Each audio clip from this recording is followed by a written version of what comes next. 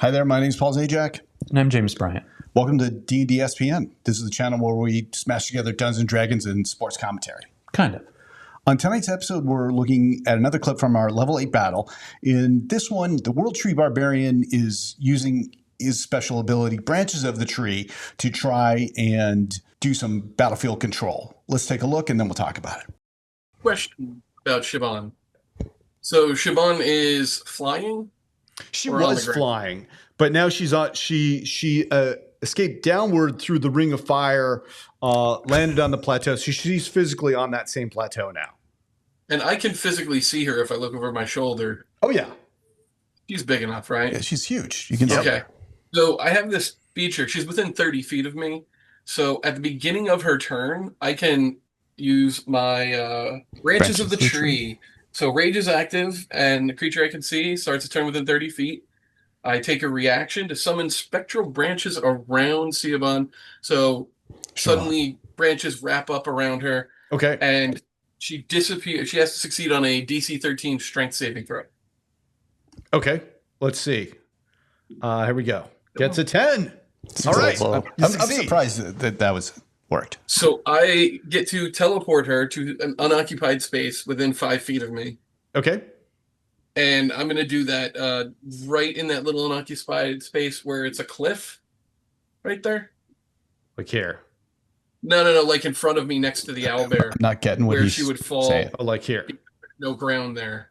Because Okay. it's not even occupied by ground. She's shadowing. She's eclipsing Spike. But Spike is actually we got to move Spike, right? Spike's on the owlbear. On top of, yeah. Yeah. I forgot to move him. Okay, so you're teleporting Siobhan to be like on top of the cliff, so teetering on the edge. Is that the idea? Oh, over the edge, because I'm right on the edge of the cliff. So within 5 feet of me is technically ground, right? Yeah. All right. Yeah. So she's going to fall. She'll fall 10 feet. I wonder how much, does this matter? Does a fall of 10 feet matter to a cloud giant? I don't see a reason that, I don't see a rule that says that she's not, right? And we're kind of doing it by the rules. So let's make her. That's a very good question, though. Does a 20-foot tall person care about a 10-foot drop? No, I don't think so. If you set them just right, so their toe is on the edge of the cliff, she's at least going backwards. So even if it doesn't do that much damage, could knock her prone too. I care about a 5-inch drop, so yeah. She's not expecting it. I'm gonna say it's a 10-foot drop. I think that if we were playing in a campaign, there's no way that would make the giant take some damage. But we're trying to find out things about the rules. I don't see a rule against this, so I'm going to make her take. I would argue if it's a middle-aged giant, and being a middle-aged person myself, that fall's going to hurt a lot more than you really expect it to. And tomorrow, it's going to be really bad. She's going to feel it in the morning. The cloud should have been set to 9. It was set to 7. Too hard. A 2. Okay. Siobhan takes 2 damage. 2. Now, is she prone? Because she would have fallen and kind of been caught off guard. If you fall and take fall damage, you do land prone. Okay. Let's say, yes, she's prone. Okay, D&D rules. Okay, a lot of talk about in that clip. Number one, I'm surprised nobody said the bigger they are, the harder they fall. Although he only took 2 points of damage. She only took 2 points of damage, so I guess she didn't fall that hard. I mean, if Topple worked, you could have said timber.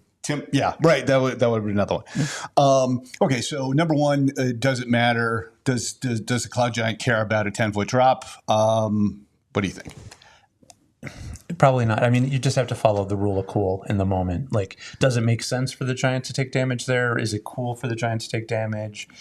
Was that a really novel use? Is that something that you want to reward the party for? I would say all of that factors Right. It was the first time the guy used the ability. I don't want to shut it down. No, that doesn't make any sense. In real life, a cloud giant, there's no cloud giants in real life. Right.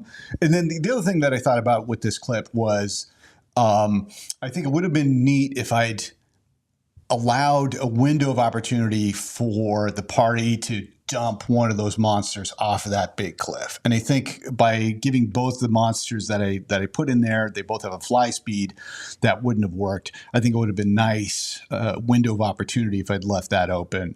So that was one of my other thoughts. I don't know. I think you could run yourself in circles as a DM trying to plan for everything. I think just creating a environment that makes sense and then just leaving it to the imagination of the players. And I think usually you'll be surprised as far as you can think of one thing that makes a lot of sense to you, but you're just one person. Whereas, you have 4 or 5 people coming up with different views on it. You can have some really neat things. Yeah, I think maybe I just wanted somebody to go off the cliff. Like, I mean, the giant could have thrown somebody off a cliff. Right. No, I did try and threaten that later on in the battle, but it didn't happen. All right. Anything else? No, I mean, so again, this is one of those like reality versus fantasy type of situations. Like a cloud giant's able to fly from birth. And so it gets moved someplace where it would be falling. Has it ever experienced that situation in its entire life such that it's so startled about it, it forgets, oh, wait, I can fly? Yeah, I could see it dropping some feet, but probably like, oh yeah, I can fly before it hits the ground. Right. Yeah, you could think of all kinds of reasons for, different outcomes here. Okay, I think that's it. If you want to watch the whole battle, you can watch it on our second channel, DnDSPN 2, The Deuce. Link is down below.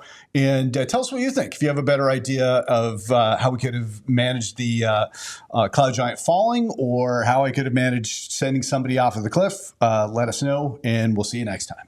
See you.